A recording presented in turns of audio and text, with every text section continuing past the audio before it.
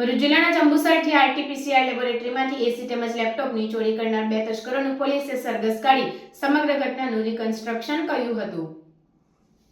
ભરૂચ જિલ્લામાં જંબુસરની sub district હોસ્પિટલના કમ્પાઉન્ડમાં corona સમયે આરટીપીસીઆર લેબોરેટરી કાર્યરત કરવામાં આવી હતી, જેમાં રહેલ 6 એસી તેમજ લેપટોપની ચોરી થઈ જતા જંબુસર પોલીસ મથકે ફરિયાદ નોંધાઈ હતી, જેની તપાસ જંબુસર પોલીસે અલગ અલગ ટીમ બનાવી તપાસ કરવામાં આવી હતી।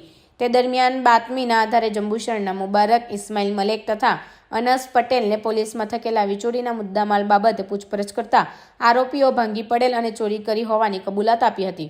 મુબારક મલેક એસી રિપેરિંગ તેમજ જૂના એસીની લે વેચ કરતો હોય તેની અમન પાર્ક ખાતે આવેલ દુકાનમાં 6 એસી પૈકી 4 એસી રાખેલ તથા અનસ પટેલે પોતાના મકાનમાં માળિયામાં એક લિનોવો કંપનીનું લેપટોપ તથા હોસ્પિટલના કમ્પાઉન્ડમાં આવેલ ખંડેર બિલ્ડિંગમાં બીજા 2 એસી ડોર સ્ટેપલર પિન તથા કેલ્ક્યુલેટર સાથે સંતાડેલા હોવાની કબૂલાત કરી હતી।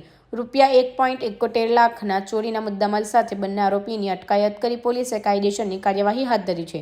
આ સાથે જ જંબુસર પોલીસે એસી તેમજ લેપટોપની ચોરી કરનાર બંને તસ્કરોનું જાહેરમાં સરઘસ કાઢ્યું હતું।